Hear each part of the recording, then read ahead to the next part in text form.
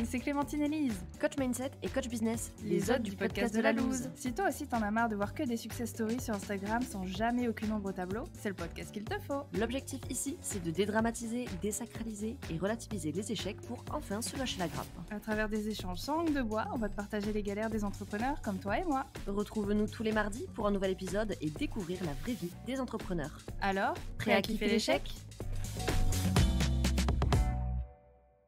Aujourd'hui, au micro du podcast de la loose, on reçoit Julie Capellazzo, fondatrice de Protège ton biz, une entreprise qui casse les codes, notamment sur les réseaux sociaux. Avec plus de 35 000 abonnés sur Instagram, sa mission est de révolutionner le monde de la protection et gestion de patrimoine grâce à une approche qui vulgarise cet univers souvent considéré comme nébuleux. Bonjour Julie, comment vas-tu ? Bonjour à toutes les deux, mais ça va très très bien, merci. Et je le dis parce que c'est un peu drôle, chers auditeurs, auditrices. Pour commencer la loose, j'ai déjà demandé à Julie d'enlever tous ses beaux bijoux parce que sinon ça frottait contre le micro. Donc voilà l'ambiance ici. Voilà, c'est tout moi ça pouvait m'arriver qu'à moi. Elle était bien pimpée, elle avait des beaux bijoux, hein, donc voilà, ne lui en tenez pas rigueur, tout est de ma faute. Du coup, je suis toute noire. Voilà, et tout en noir, maintenant on dirait qu'elle est en deuil, alors que pas du tout. Elle était toute dorée et tout, on était bien. Bref. Ouais.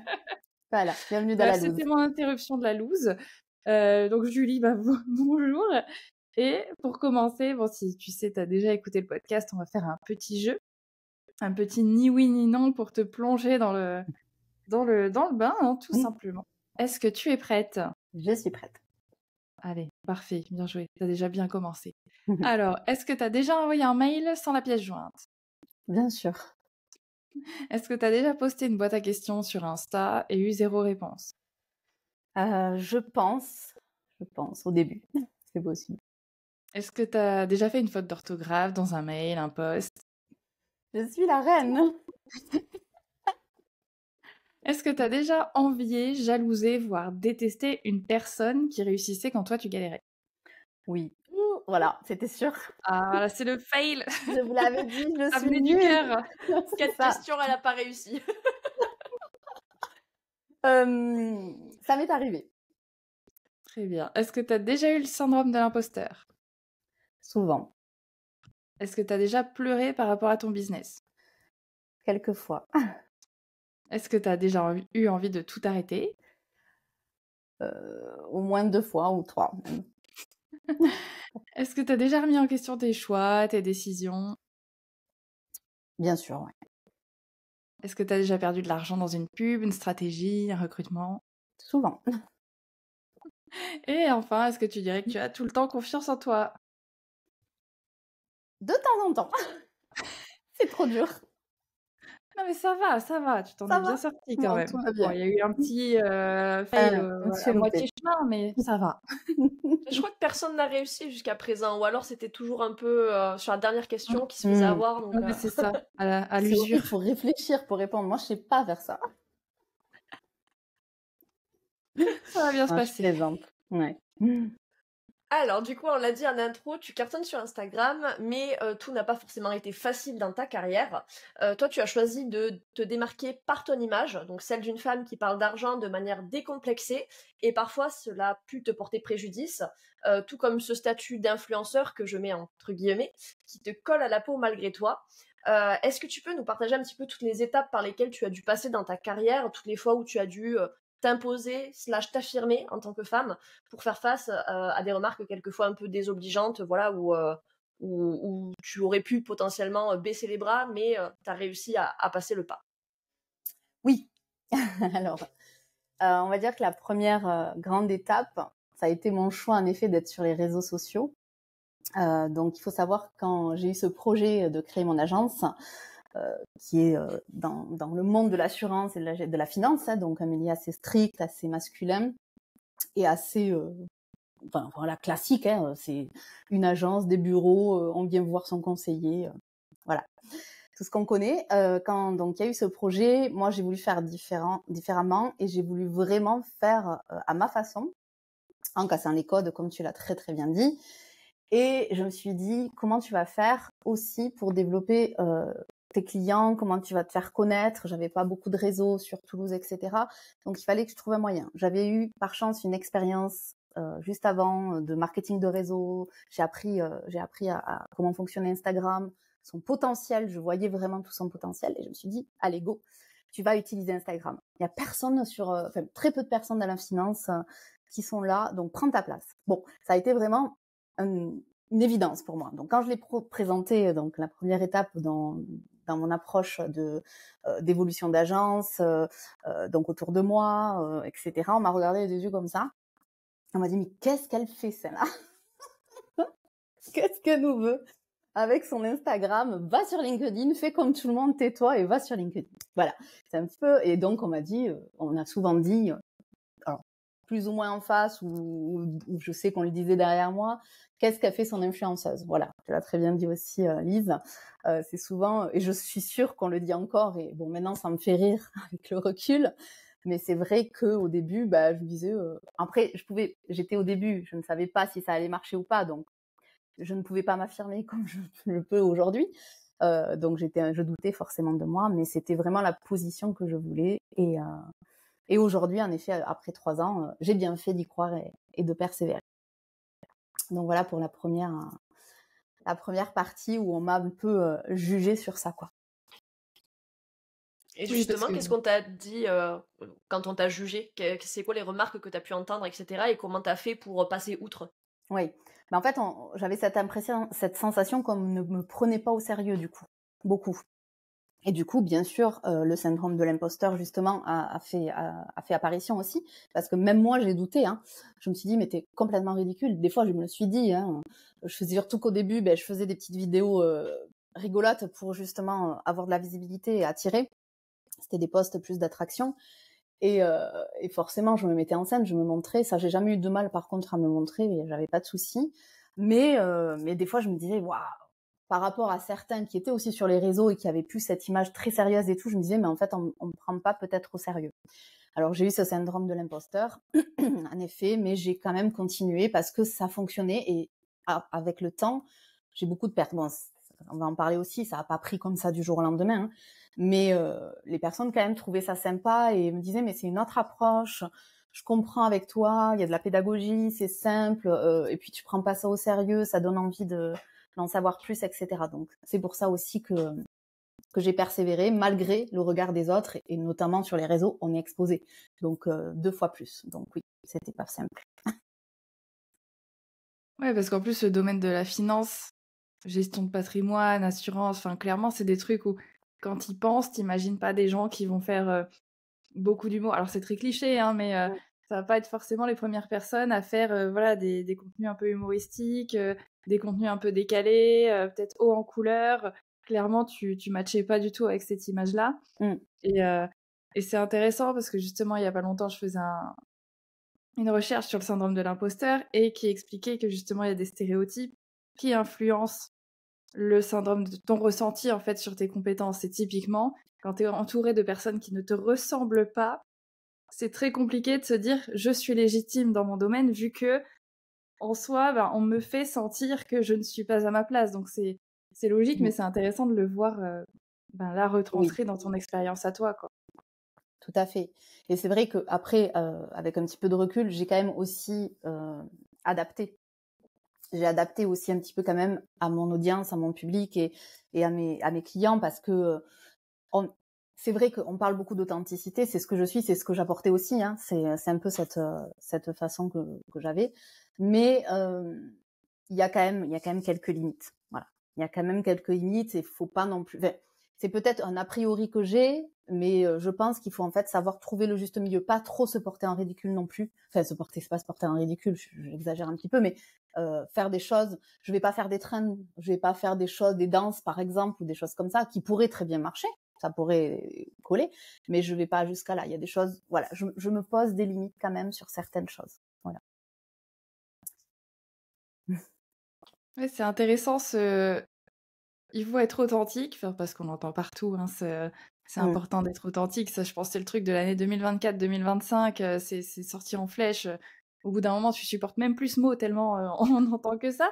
Mais ce discours qui pousse vraiment à être aligné, on va dire, à ses valeurs, à qui on est, à montrer un petit peu tel quel, quoi. Et là, le discours de c'est bien d'être authentique, mais pas totalement. Enfin, Mmh. voilà, en mettant certaines limites, c'est vachement intéressant ça. Ouais. Et du coup, qu'est-ce que tu as modifié? Donc oui, tu dis, je fais pas de trend, je fais pas de danse, Oui. etc. Mais qu'est-ce que tu as adapté toi dans ta personnalité? Enfin, qu'est-ce que tu faisais avant, en gros, Mmh. et qu'est-ce que tu as modifié? Bah, déjà les vidéos que je te parlais, que j'ai faites au tout début, je n'en fais plus trop. C'est plus, alors je fais des petits mèmes, des choses comme ça, mais ça va pas être moi.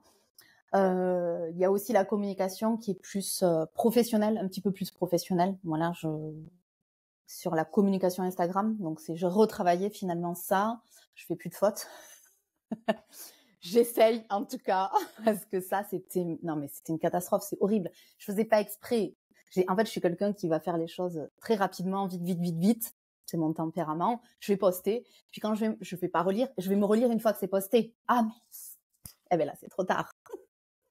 Donc là, je me force. Voilà, c'est des petites choses comme ça en fait que je rectifie. C'est pas grand chose en soi, mais voilà, ça a quand même. Parce que si je restais, comme on dit, vraiment authentique à 100%, mais faute ou pas faute, je m'en fiche. Et c'est moi. C'est vrai. Mais là, par exemple, ben non. C'est, dans mon métier, c'est pas très bien vu. Enfin voilà, ça perd de crédibilité. D'ailleurs, qu'est-ce que j'ai eu comme commentaire sur les fautes? Ou des gens qui m'écrivaient en privé pour venir me corriger. C'était hallucinant. Je réponds pas, je rentre pas dans ce jeu parce que je sais comment je suis et puis s'il faut, si j'aurais pu avoir aussi un problème de dyslexie ou des gens, j'en sais rien. Les gens, ils savent pas ma vie. Donc bon, mais voilà, je me suis forcée, je me suis dit, essaye de faire un effort, va pas si vite, relis-toi, prends le chat GPT, il va te corriger. Donc voilà, c'est des petites choses comme ça en fait que j'ajuste au quotidien et au fur et à mesure. C'est intéressant ton approche parce que Ouais. aujourd'hui, ben, comme disait Clémentine, on est dans une ère où on prône l'authenticité, la spontanéité et même, j'irai plus loin, le personal branding où tu incarnes vraiment ta personnalité à Mm. travers ton entreprise, ta marque, etc. Et toi, du coup, ton expérience, c'est plutôt de dire, ben, c'est ce que j'ai fait au début. Et en fait, je me suis rendu compte que finalement, trop assumer qui j'étais dans mon entièreté, ça t'a porté préjudice quelque part en termes de crédibilité. Mm. Et du coup, pour certains corps de métier, c'est pas ce qui est logique au final, parce que mine de rien, on touche à la finance, on touche au patrimoine, on touche à des choses assez personnelles, et c'est des sujets qui sont forcément sérieux. Et moi, la première, en tant que cliente, forcément, si j'investis mon argent quelque part avec quelqu'un, j'ai envie que cette personne, elle soit un minimum sérieuse. Et peut-être que c'est vrai que j'irai regarder ses réseaux, j'irai regarder ce qu'elle fait, etc. Et du coup, je comprends que dans ton cadre, dans ton secteur d'activité, tu peux être spontané, authentique, mais il faut pas non plus que ça dépasse un certain standing attendu quelque part par les clients, c'est ça? Complètement. Ouais, tout à fait. Mm. Après, je garde quand même aussi, je reste comme je suis, j'ai pas changé tout ça, parce que voilà, parce que je trouve que c'est une force aussi, et puis parce qu'aussi, du coup, je vais aussi attirer des personnes qui me ressemblent, forcément. Et c'est ce que je veux travailler avec des personnes qui me ressemblent, c'est hyper important. Je veux qu'il y ait un lien voilà, c'est une relation sur le long terme que je vais amener avec que je vais mener avec cette personne. Donc, je veux qu'on soit toutes les deux à peu près dans les mêmes codes, quoi. Donc, c'est hyper important. Donc, c'est savoir, en fait, voilà, rester moi-même, mais avoir cette petite limite qui va faire que je suis quand même aussi quelqu'un de très sérieuse et d'experte, etc., etc. Voilà, c'est vraiment ça que je veux aujourd'hui, quoi. Oui, c'est un équilibre, quoi. Exactement, tout à fait. Mais ce qui est marrant, c'est que toi, tu as fait un peu le chemin inverse de ce qu'on a tendance à entendre d'habitude, parce que d'habitude, c'est je me plie à la norme, j'essaye de me fondre un peu dans la masse, enfin de copier un peu ce qui se passe, ou de brider un peu ma personnalité parce que j'assume pas trop, ou peu importe. Et derrière, bah, je finis par me lâcher et à exprimer ce que j'ai envie d'exprimer, à être authentique, entre guillemets. Et toi, voilà. Dès le départ, en fait, tu avais envie d'exprimer cette différence, tu avais envie d'être différente, tu avais envie de montrer que ton domaine n'a pas obligatoirement besoin d'être chiant, carré, droit et sans fun, quoi. Et par contre, tu as bridé un petit peu, enfin, en tout cas, tu as professionnalisé, on va pas dire bridé, mais tu as professionnalisé ton approche et ta personnalité derrière, quoi. Tout à fait. J'ai tendance à être quelqu'un qui fait les choses contraires. Qui fait pas comme tout le monde, en tout cas. En tout cas, pour que je sois sur Instagram dans mon métier déjà, ça prouve. Mais voilà. Donc, je fais pas exprès, c'est pas voulu, je vous promets. Mais bon, voilà. C'est vrai que, ouais, c'est pas réfléchi, en tout cas. Enfin, l'authenticité, quand j'ai commencé à publier sur les réseaux, c'était pas réfléchi comme aujourd'hui, certains entrepreneurs réfléchissent à être authentiques. Donc, c'est là où je trouve que, voilà, il y a quelque chose qui me dérange, en fait. Tu vois? Oui, normalement, t'as pas besoin de réfléchir à est-ce que je suis alignée avec moi-même ou pas. Enfin, ouais, c'est pas Ouais, une question, tu l'es ou tu l'es pas. exactement, voilà. Et déjà, je trouve que se proclamer authentique, généralement, ou bienveillant, tu vois, c'est des trucs où je suis là, genre, Ah oui. ouais, bah pourquoi tu le dis? Enfin, soit ça va se voir, soit ça va pas se voir, Mmh, mais tu peux pas cacher exactement. ça, en fait. Mais c'est clair que c'est pour ça, faut faire attention à ce genre de discours. Mmh, Moi, je suis mmh quelqu'un de méga authentique. Ouais, voilà, c'est bon.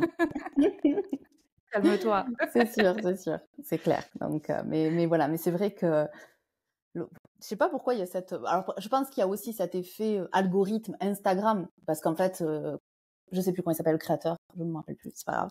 Les noms et moi, ça Adam fait deux. Mosseri. Merci. A dit on veut du contenu authentique. Je crois que ça vient de là un petit peu, non? Enfin, je dis pas de bêtises. Hein. Donc, Sûrement, ouais. ouais. Sûrement, sûrement. Voilà, on veut du vrai. Comme toutes les tendances, hein, c'est le Oui. grand chef qui dit et les gens, bah, t'es discipliné, je me mets dans le lot, on suit quoi.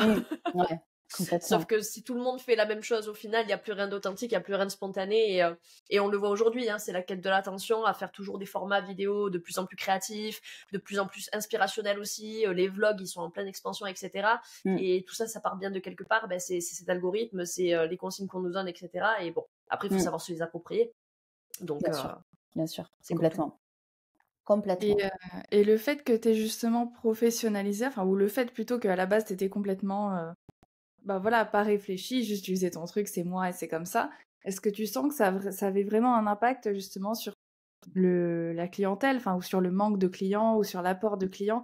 Tu as vu la différence vraiment dans ce... Je commence à la voir là un petit peu.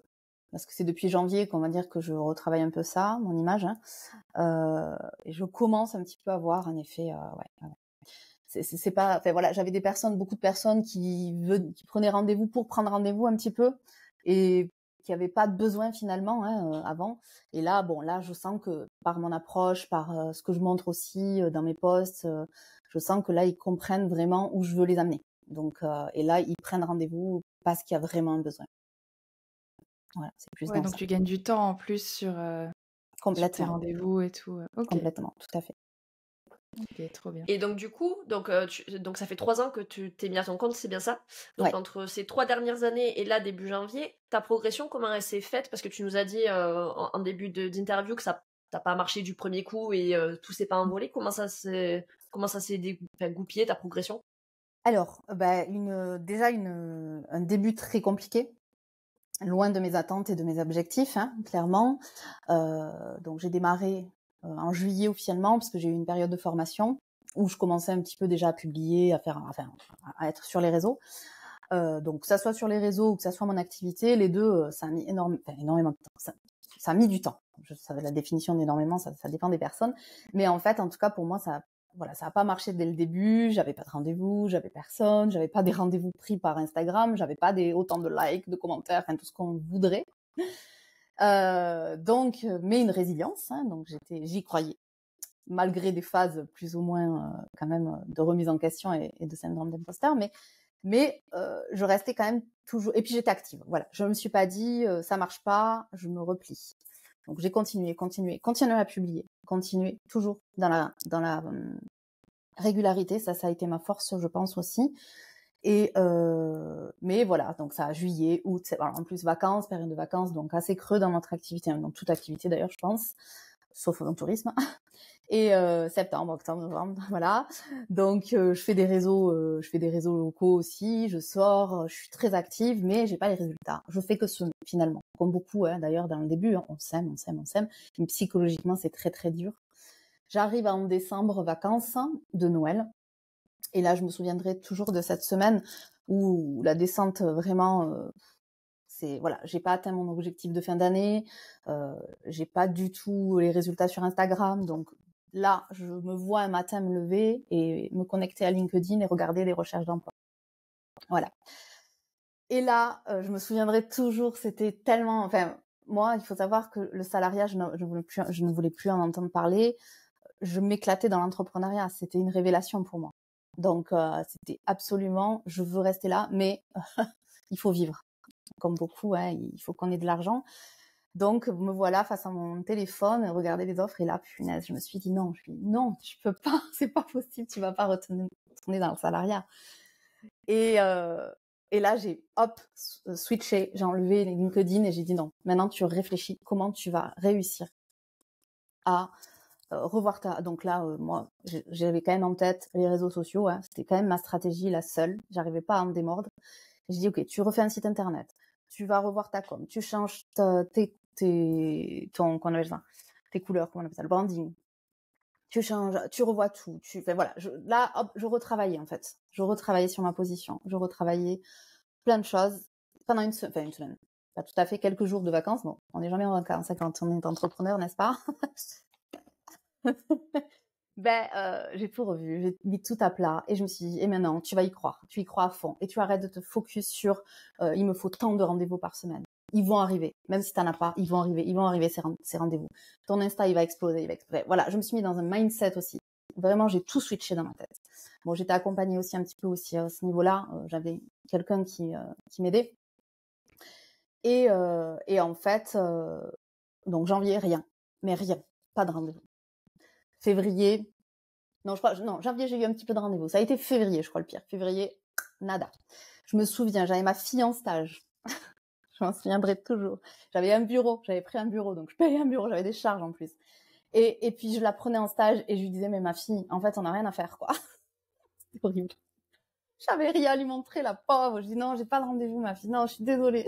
C'était horrible, quoi. Elle avait pas trouvé de stage, donc j'avais été obligée de la prendre, en fait. C'était un peu ça l'histoire. Bon, je faisais des clubs, je la sortais, j'allais dans des clubs d'entrepreneurs, je lui montrais un petit peu la vie. Hein. Et puis bon, en février. Mais je restais dans cet état d'esprit. Ça va arriver. J'ai arrêté d'attendre. Je savais que ça allait arriver. J'avais confiance en fait. Et finalement, mars, j'ai un réel qui explose sur Instagram. Et là, ça a été le commencement de tout, en fait. Mais il a vraiment explosé, je sais plus combien de vues j'ai eu, enfin, c'était incroyable. En fait, je me souviens, j'étais au resto avec une copine un samedi, et là, je voyais plein de notifs passer, je dis, mais qu'est-ce qui se passe? Qu'est-ce qu'il a mon compte? Et là, je regarde, je dis, mais non, le réel, je sais pas combien de vues, bref, et plein de messages en privé, et des demandes de rendez-vous. Et là, j'hallucine, quoi. Je me dis, waouh, mais c'est incroyable. Et puis voilà, et puis de là, c'est parti, et puis ça m'a donné de l'élan. Clairement, ça m'a donné de l'élan, ça m'a donné encore plus foi. Je me suis dit, bah si, ça marche, la preuve. Et puis voilà, et puis ça n'a plus arrêté. Ça n'a plus arrêté depuis là, voilà. Et fou, du coup, quelle est la recette secrète pour faire des posts viraux sur les réseaux sociaux? Je sais pas, désolée, j'ai pas la réponse. Non, je pense qu'en fait, ce qui m'a aidée, c'est que j'ai toujours été régulière. Toujours. 3 posts par semaine. 3-4 posts par semaine. Allez, toujours. Vraiment. J'ai pas dérogé à ça. Et puis, un réel à la noix qui a marché. Enfin, je veux dire, c'était rien de fou, quoi. Il était débile. Enfin, débile, non. C'est méchant. Là, je me dénigre. Mais voilà, il était... c'était quoi? Je me rappelle plus. C'était sur le Testament et le Pax, je crois, si je me souviens bien. Voilà, c'était... Bon, après, ça touchait... En fait, il touchait tout le monde. Enfin, beaucoup de monde, en fait. Beaucoup de personnes sont paxées, n'ont pas forcément de testament, donc ça interlocute. Enfin, voilà, ça fait poser des questions aux gens, ils se sont intéressés, la vue, tout ça. Enfin voilà, je sais pas. Je pense que c'est parce que j'ai touché. Voilà, on le dit, c'est des postes, ce qu'on appelle des postes d'attraction. Ces postes d'attraction, ils sont là pour avoir un sujet, mais l'ouvrir à plus de monde possible, quoi. Voilà.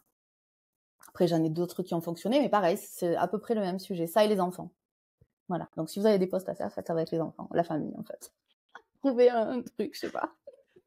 Eh bien, testez ça et vous nous mettez en commentaire si ça a fonctionné. Oh, finesse. Non, en vrai, ouais, voilà. Et après, bon, la régularité. Donc, j'ai fait que de l'organique au début. Et après, j'ai fait un petit peu de publicité. Un post que je laissais en publicité, voilà, qui me faisait voilà, régulièrement quelques abonnés pour que voilà, qu'il y ait une croissance régulière. Voilà pour ça. Donc, ça a été quand même pas facile du tout, le début. Ouais, c'était un peu la traversée du désert. Enfin, tu sais pas trop. De toute façon, c'est toujours un peu ça l'entrepreneuriat. Ouais. Tu te lances, tu sais pas trop où tu mets les pieds. Même si tu t'es renseigné un peu, finalement, tu te rends compte que tu connais rien du tout et que t'avais pas du tout anticipé tout ça. Et après, bon, bah, c'est bien. Tu t'es reprise, tu t'es fait accompagner. Donc, visiblement, pour booster un peu c'est important, l'état d'esprit, mindset et tout, pour pas rester bloqué et tout. Ouais. Je pense Trop que bien. ça, tout le monde devrait le faire. Enfin, bon, toi, tu es dans... tu peux que le dire, hein, forcément. Oui, je Lise vous le aussi, je conseille pense. fortement, ouais. Mais ça aide énormément à tenir, en fait. Voilà, c'est clair. Tu t'es fait accompagner par qui, par quoi, combien de temps? Alors, en fait, c'est une amie. Je peux la citer? Bien sûr. Ouais. Donc, c'est Julie Taillard, Julie Jolivie. Je sais pas si vous la connaissez. Non, bon. Elle est aussi sur les réseaux. Et en fait, c'est une amie. C'est quelqu'un que j'ai rencontré au tout début de la création de mon agence. Enfin, quand je suis partie en formation. Et en fait, dès là, j'étais active aussi sur les réseaux. Et je l'ai rencontrée sur un groupe Facebook. Comme quoi, Instagram, Facebook. Bon. Même Facebook, ça marche aussi. Et du coup, en fait, ouais, je l'ai rencontrée sur ce groupe qu'elle avait créé. Donc, elle aussi a lancé son accompagnement de coaching. Et du coup, on a de suite matché toutes les deux. Donc, je l'ai aidé à développer ce groupe. Ça a été aussi du réseau. Bon, bref, peu importe. Et en fait, on s'est un peu entraidés sur pas mal de sujets. Et elle m'a beaucoup aidé finalement en accompagnement sur ça. Ouais. Donc voilà, mais c'était une amie à la base, quoi. Et on a Ouais, et grandi puis un ensemble. échange de bons procédés. Complètement. Ouais, complètement. Ok, trop bien. Donc après, ça s'est lancé un petit peu, alors, du jour au lendemain, c'est toujours ce qu'on dit, hein, c'est du jour au lendemain, mais il y a eu des trucs avant, quoi. Hein, Ouais. mais en tout cas, les rendez-vous se sont déclenchés grâce à un Reels qui peut paraître un peu bateau, mais finalement, bah, c'est souvent ça. Hein. Ouais. Ouais. C'est un truc où tu t'as pas mis trop d'attente dessus, et puis tu sais pas pourquoi, ça y est, ça explose. Donc là, ça a bien déroulé, bien déroulé. Est-ce qu'il y a eu d'autres galères derrière? Parce que j'imagine que tout n'est pas tout. C'est l'entrepreneuriat, hein, donc tout Oui, n'est jamais tout beau, tout rose le long du chemin. c'est ça. Non, ça serait trop beau. Oui, il y en a eu d'autres. Et pourtant, j'ai que 3 ans, mais genre, je vais les décourager, les pauvres. Non. Alors, en fait, donc tout s'est bien passé. Donc là, j'ai atteint mes objectifs sur cette année-là. Donc, on était année 2023. J'ai explosé mes objectifs, même, je dirais. Et 2024 arrive, donc toujours confiante. Par contre, pas de remise en question, puisque tout va bien. Hein. Quand tout va bien, on continue. Hein. Même si on fait des erreurs, on s'en rend pas compte, bien sûr. Ouais, puis ça serait fatigant s'il fallait tout le temps se remettre en question, même quand ça va bien. Au Ouais, bout d'un non, moment, quand tu même, te au bout d'un pourris moment. la vie aussi, donc doucement. Ouais. C'est clair. Faut galère, kiffer, galère. Donc, non, ouais, voilà. Donc, 2024 se passe, nouveaux objectifs à atteindre. Je m'étais mis des beaux, gros objectifs. Et en fait, je les atteins pas du tout sur 2024. Et puis, je perds beaucoup de temps. J'ai beaucoup de remises en question sur justement des rendez-vous pris et je suis quelqu'un qui va aider les gens, hein, c'est dans ma nature, ça je vais pas te claquer la porte parce que finalement on va pas travailler ensemble, je déteste faire ça. Donc des rendez-vous un peu longs où je passe du temps avec les gens et qui n'aboutissent pas parce que plein de choses. Et donc arrive fin d'année, j'ai pas atteint mes objectifs.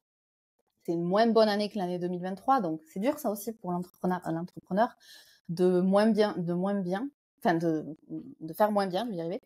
C'est assez dur, je trouve. Enfin, je sais pas si vous vous l'avez vécu aussi, c'est pas simple. On a tendance à toujours faire plus, ça, c'est humain. Et donc j'arrive en fin 2024, pas si longtemps que ça. Et là, en octobre-novembre, je commence aussi, donc bon, pas les résultats, mais aussi une perte d'envie. Une perte de cette petite flamme du début, comme dans un couple. J'aime bien le comparer aussi au couple, où tout est tout feu, tout flamme au début, et puis il y a la routine qui s'installe, et puis ça perd un peu de sens. Donc c'est ce qui s'est passé. Je sais pas, je peux pas après expliquer tout, mais j'avais moins envie. Et puis, presque aussi, est-ce que je continue? Voilà, ça arrivait quand même aussi là, quand même. Hein, est-ce que vraiment, voilà, des périodes d'hésitation, de me dire, est-ce que c'est vraiment ma place? Est-ce que c'est ça que je veux? Et puis arrivé en décembre, là, pareil. Décidément, les mois de décembre, pour moi, ils sont révolutionnaires. Hein. Je sais pas pourquoi. C'est les cycles. Décidément. Et en fait, pareil, je suis quelqu'un qui me laisse tomber. Enfin, je tombe, mais je sais très vite me relever. C'est une force que j'ai, c'est vrai. Je suis bélier, peut-être que ça aide. Alice. On se sait. Voilà.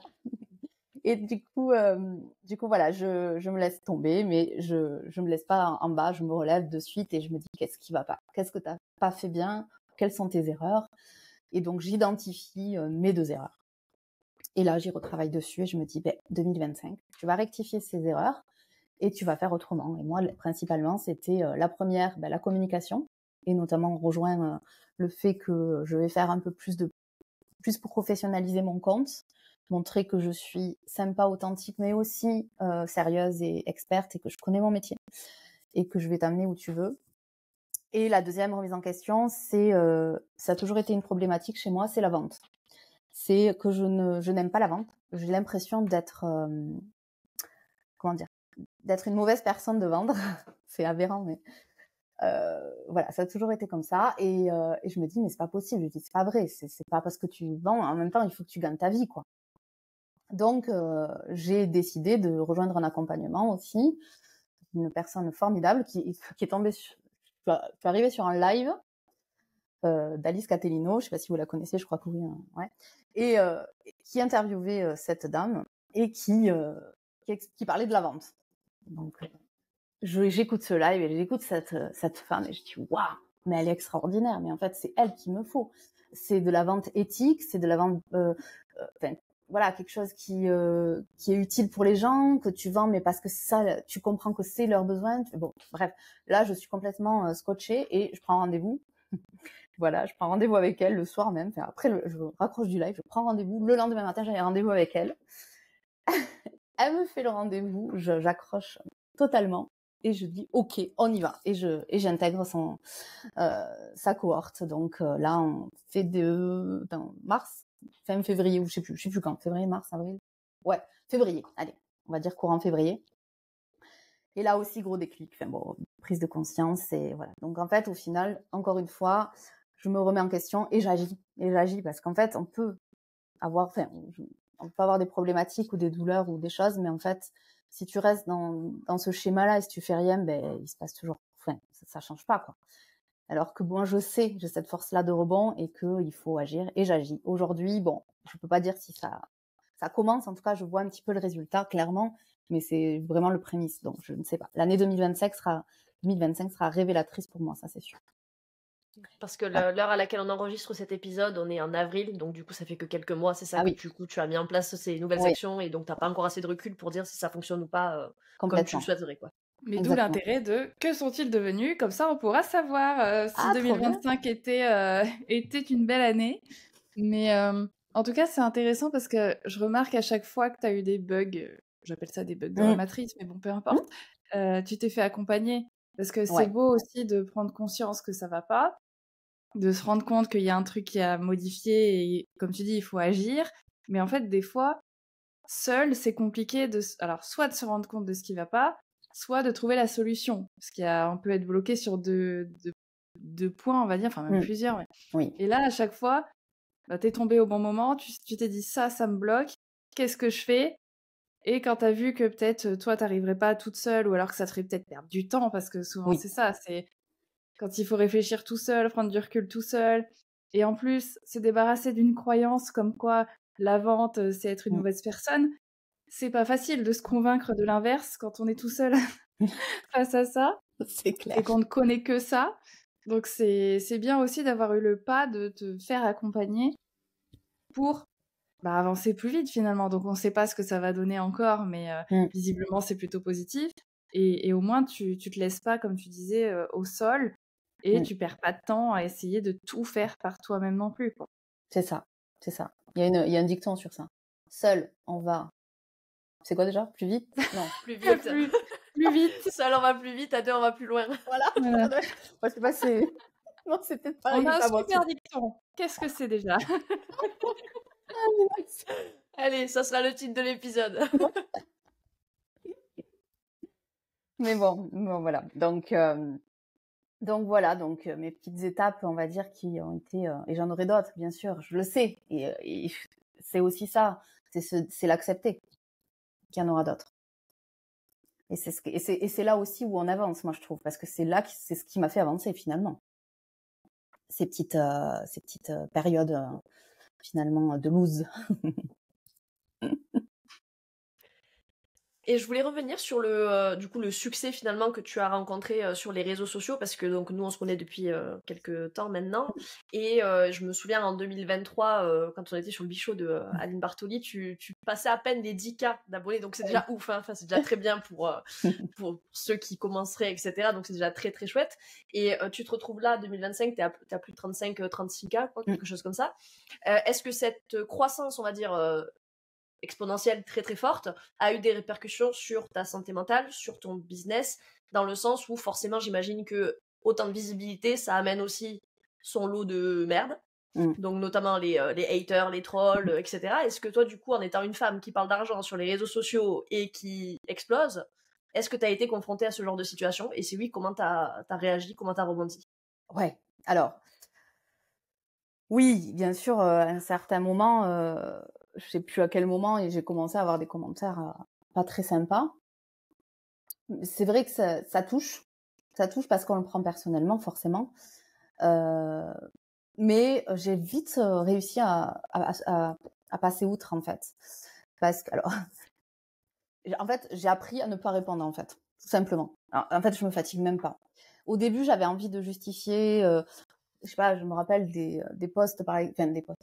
Quand on parle de rentabilité sur un produit financier et que ça vient souvent à ce moment-là des mecs. Désolée, mais voilà, c'est la réalité. Qui viennent, ouais, mais il y a mieux, c'est pas possible. Enfin, je sais pas, ça te dénigre totalement. Et là, en fait, au final, au début, je me justifiais, oui, mais si, non, enfin, bon, voilà, j'ai trouvé mes arguments. Et puis après, je me suis dit, waouh, non, en fait, je m'en fous, quoi. Le mec, d'un, je le connais pas, et de deux, ça va rien m'apporter de l'argumenter, il va rester dans sa croyance à lui. Donc en fait, du coup, maintenant, j'y réponds plus. Alors le pire, c'est, j'ai un réel, parce qu'en fait, mon compte est relié à Facebook, ok, à Meta, hein. Et il y a un des réels qui est passé aussi sur Facebook, qui a explosé. C'est pas le but, vraiment, Facebook, je le développe pas, mais c'est juste qu'il est lié. Et la dernière fois, je tombe dessus, je regarde les commentaires. On parle de TikTok, mais franchement, Facebook, waouh, j'ai halluciné la méchanceté. Oh, non, franchement, Insta à côté, ils sont trop gentils. C'est des nounours, quoi. Facebook, c'était violent. J'étais là, mais qu'est-ce qu'ils ont? Mais là, pareil, je réponds même pas à un commentaire, quoi. C'est même pas si les gens... Enfin, bref, mais c'est... Donc, bon, je pense qu'il faut juste prendre du recul sur ça. Et après, ce qui est drôle aussi, c'est que, du coup, bon, ma clientèle, c'est quand même 80% qui vient d'Instagram, à peu près. Et 90% sont des femmes. Voilà. Donc ça, c'est pour ça que maintenant, depuis janvier, d'ailleurs, quand je m'adresse sur Insta, j'ai féminisé. Déjà, enfin, inconsciemment, je faisais souvent, quand je prenais la parole, je parlais au féminin, sans m'en rendre compte. Alors, je m'excusais tout le temps, pardon messieurs, mais en fait, au final, je me dis, mais je m'excuse plus, il y a que des femmes qui... Enfin, donc c'est bon, quoi. Et donc maintenant, j'ai carrément dit, voilà, je m'adresse aux femmes, clairement, puisque c'est elles... Parce que je l'explique sûrement parce que les hommes ont peut-être pas confiance aux femmes pour leur gérer leur argent. C'est horrible, hein. Qu'est-ce qu'il faut pas entendre? Ouais, j'en fais ce constat-là, mais peut-être c'est autre chose, je sais pas. Ou peut-être c'est le fait que je sois pas assez experte aussi, qui fait qu'il n'y a pas d'hommes. Je sais pas, mais je l'explique pas que ça soit que des femmes, c'est clair. Après, on attire aussi les gens qui nous ressemblent. Ouais. Ouais, bien sûr. Oui, donc je pense que... Ouais, en soi, ça peut être... C'est pas forcément... Enfin, sexiste dans le sens où c'est une femme, alors ça peut, hein, évidemment, ça c'est certain qu'il y en a, c'est une femme, elle saura pas gérer les finances ou elle sait pas de quoi elle parle, etc. Ouais. Mais ça peut aussi être que c'est plus rassurant parce que, comme dit Lise, ça te rassure, enfin une femme va préférer aller voir une femme, peut-être aussi dans ce sens-là, mine de rien, et un homme préférera aller voir un homme. Enfin, tu vois, même si on parle de psy, je sais qu'il y a des mecs qui préfèrent aller voir un psy homme parce qu'il va peut-être mieux les comprendre. D'accord. Qu'une femme, enfin.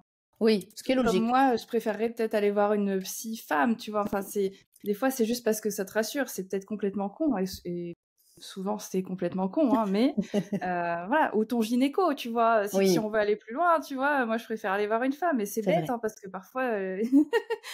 Mais bon, ça peut être complètement sexiste, c'est peut-être pas forcément le cas, mais ça peut être aussi juste, ça rassure de...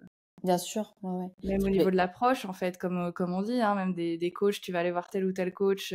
Comme tu disais, on attire les gens qui nous ressemblent. Donc, toi, il y a des gens qui vont venir te voir parce que c'est un peu fun, machin. Il y en a d'autres, il faut que ce soit carré. Et du coup, bah, ça va pas matcher avec ta personnalité. Mais comme on dit, bah, si ça me ressemble pas, c'est pas très grave, du coup. J'en veux pas forcément complètement. comme client non plus. Ouais, c'est ça. Mais c'est vrai qu'il y a quelques jours, justement, parce que moi, je pose toujours la question, qu'est-ce qui les a attirés vers moi? Enfin, voilà, j'aime bien savoir finalement, parce que c'est important. Et souvent, souvent, elle m'a dit notamment, oui, c'est parce que vous êtes une femme, il y a ce côté rassurant et ce côté ça me donne confiance aussi. Voilà. Donc, je pense que ça s'explique par ça. Et les hommes, c'est vrai que, ouais, non, c'est drôle qu'il y ait quand même peu d'hommes qui viennent, quand même. Parce qu'il pourrait y avoir des femmes, mais beaucoup de femmes, mais il n'y a pas du tout d'hommes. C'est minoritaire, quoi. C'est vraiment incroyable. Faut leur demander à ces hommes-là, là, parce que si t'en as quand même Oui, quelques-uns, j'en ai qu'est-ce qui quelques-uns. fait que tu m'as fait confiance à moi et pas un homme, par exemple Ouais. Ça Alors, serait intéressant. justement, ouais, j'ai eu un client, il y a un client, pardon, il y a pas très longtemps. Alors, lui, il est toulousain. Il m'a connu sur les réseaux. Et donc, il est venu. Alors, première fois, nous, on l'a fait en visio. Et la deuxième, il a voulu me rencontrer. Donc, il est venu au bureau. Et on s'est vu une troisième fois, du coup, parce que forcément, il y a un accompagnement un peu plus long. Et là, je lui ai posé la question. Je lui ai dit, parce qu'il avait vu quand même 3 personnes déjà, avant moi, gestionnaire de patrimoine, etc. Donc, et finalement, on va travailler ensemble. Et je lui dis, mais pourquoi moi? Qu'est-ce qui a fait que vous passez avec moi et pas avec eux? Et il me dit, ben, et déjà, pourquoi vous avez pris rendez-vous via Insta? Il me dit, vous inspirez confiance. Donc, je pense que quand même, il y a quand même quelque chose qui passe en ce sens, et tant mieux parce que c'est ce que je veux.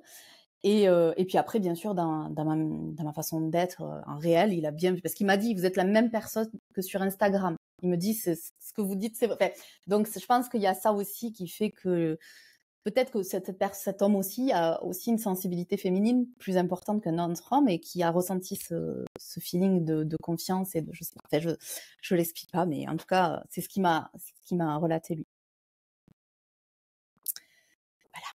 Trop bien, trop bien. Non mais c'est intéressant parce que c'est vrai que, enfin, de toute façon c'est ça, c'est en fonction du ressenti. Donc après, ça dépend quels sont tes critères de c'est quoi quelqu'un pour moi de professionnel, quelqu'un qui va pouvoir Oui. m'aider, machin.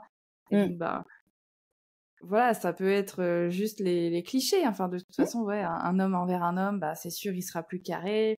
En plus, elle regarde, elle a pas l'air sérieuse parce qu'elle rigole, alors que ça n'a C'est ça. rien à voir. Mais Complètement. dans certaines mentalités, ça sera ancré. Donc c'est sûr que ces gens-là viendront pas vers toi.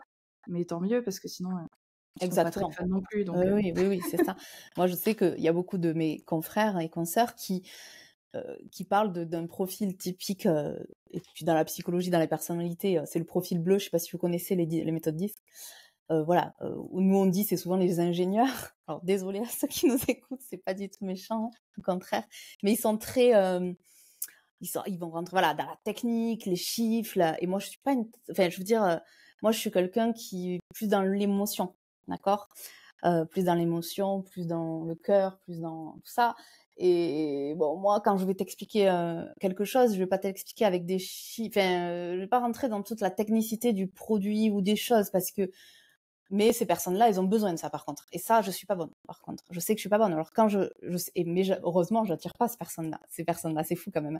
Mais j'en ai eu rencontré parce que, au début d'activité, on fait un peu de prospection. On sait pas. Là, d'ailleurs, je rebondis sur ça. Ce qui est chouette sur Instagram, c'est qu'en fait, de se montrer, justement, on attire la personne avec qui ça va matcher.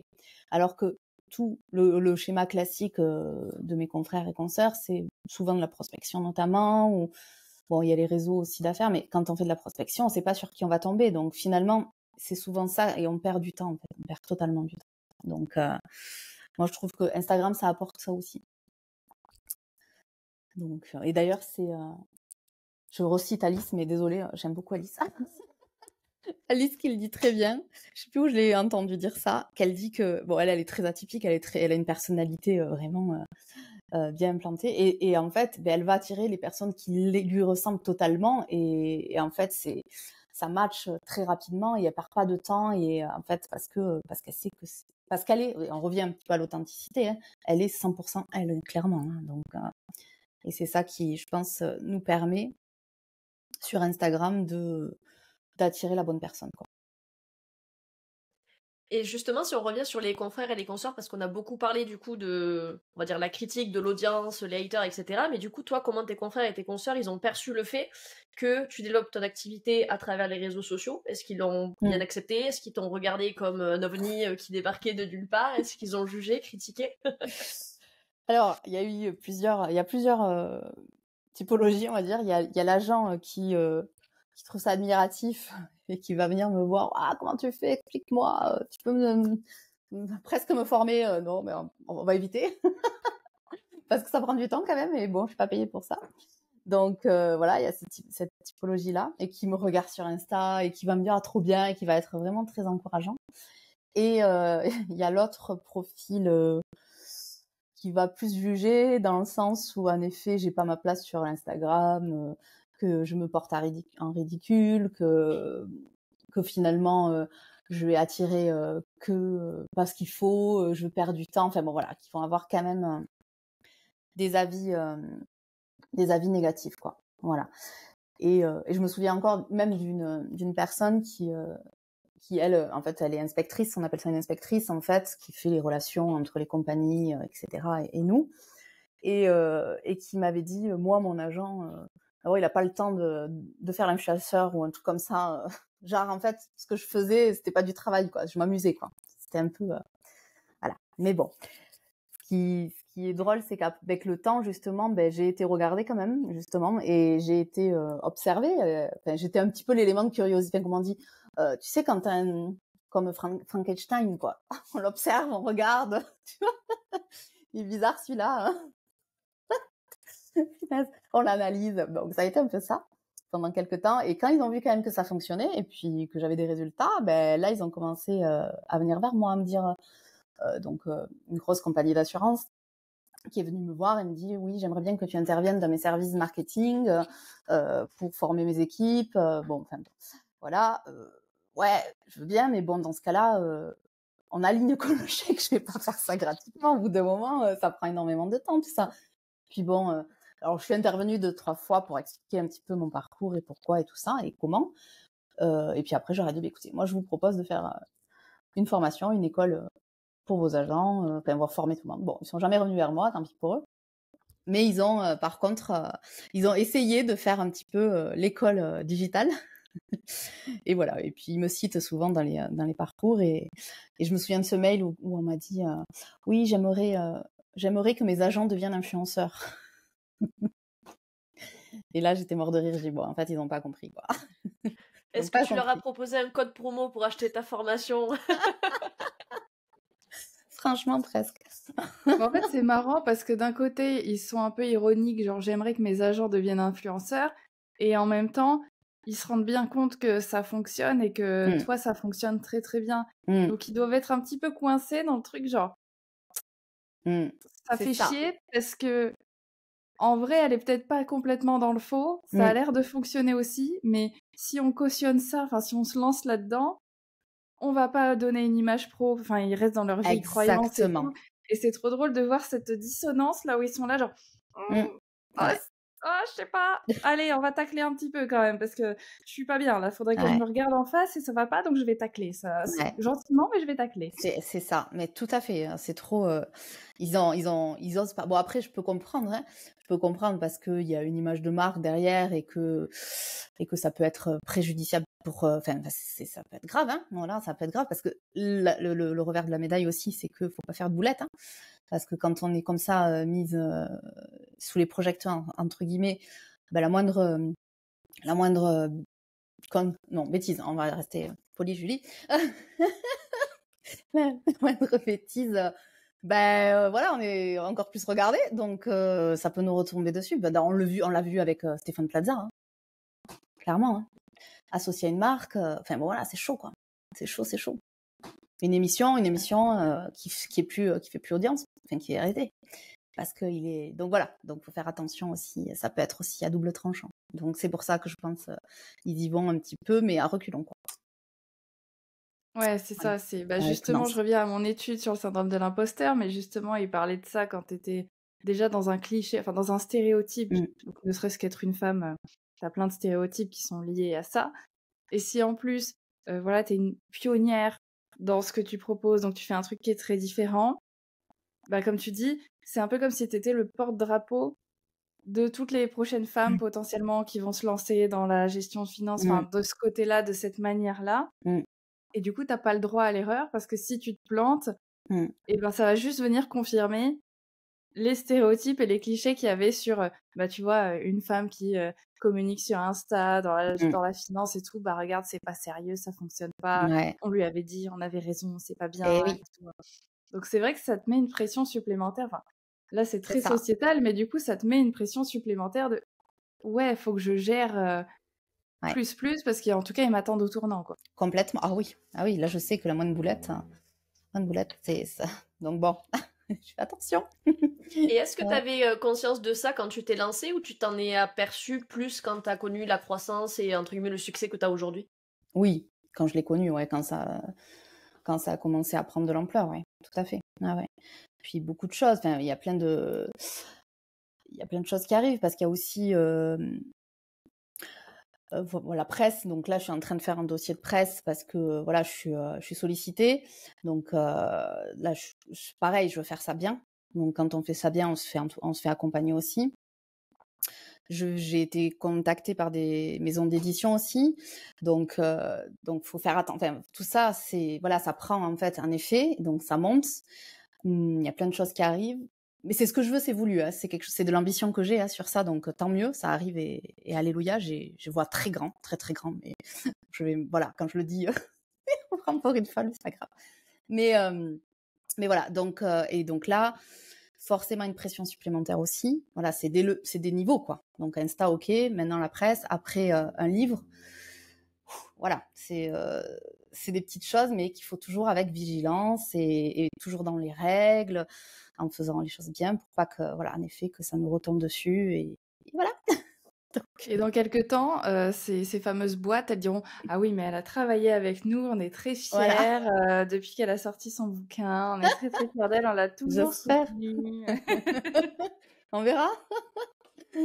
Ouais, ouais, donc, ouais, en plus, enfin, je pense à, enfin, moi, le sujet donc, c'est quand même les femmes, hein, moi, je me dirige beaucoup, et en fait, il y a une valeur derrière parce il y a quelque chose en moi sur ça, et moi, j'ai changé de vie, on va dire, sur personnel et professionnel 2 fois, 2 gros changements de ma vie, et je sais ce que c'est dur, c'est pas simple, mais tout ça, donc le message que je veux porter, c'est que vraiment, même dans la galère la plus profonde, en fait, on peut changer et on peut arriver où je suis aujourd'hui, et avec au niveau personnellement ou au niveau professionnellement, à arriver à ce qu'on veut, et qu'il faut juste s'en donner les moyens. Et en fait, je veux faire passer ce message aux femmes, quoi. C'est hyper important, et ça passe aussi par l'argent, forcément, par l'émancipation, par notre histoire. Parce que franchement, la dernière fois, je parlais avec des amis à ma mère qui ont 70 ans, et elle me disait, mais moi, quand je me suis mariée avec mon mari, donc on se marie vers 18 ans à l'époque, hein, et j'avais pas mon chéquier, j'avais pas mon compte personnel. J'y commence. Elle me dit non, on n'avait pas le droit. Ah, j'étais choquée.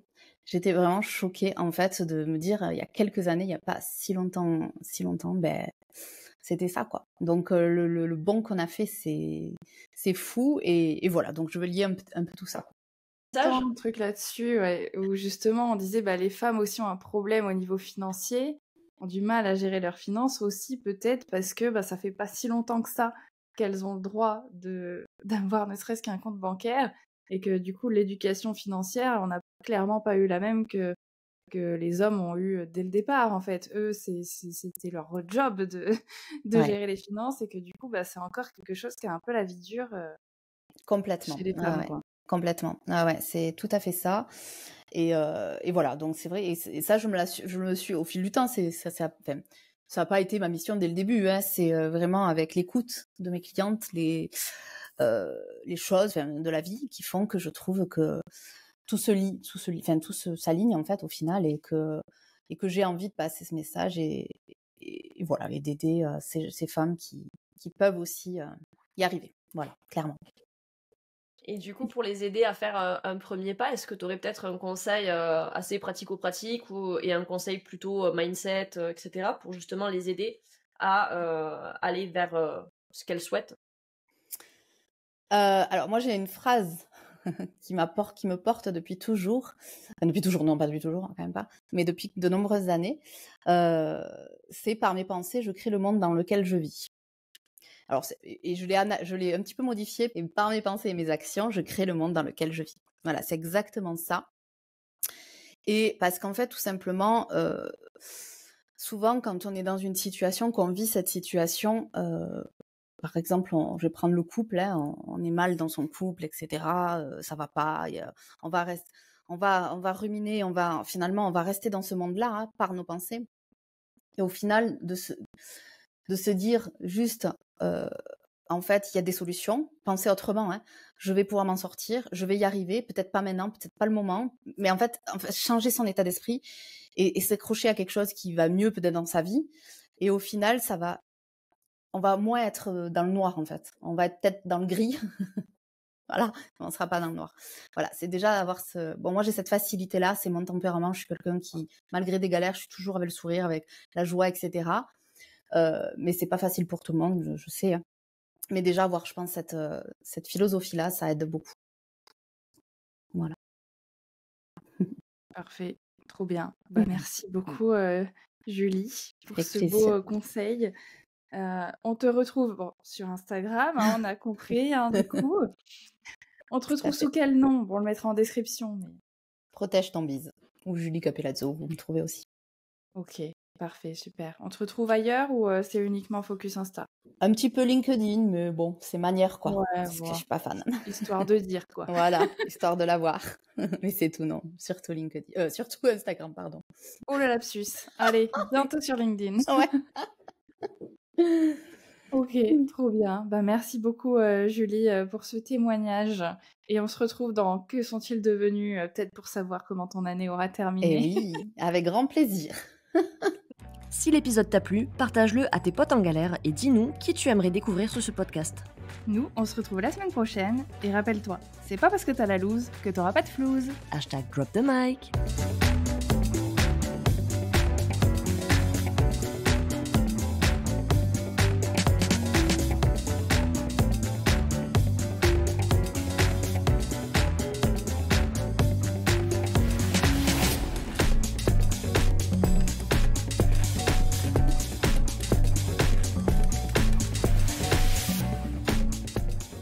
Mais qu'est-ce que tu fous? T'es encore là?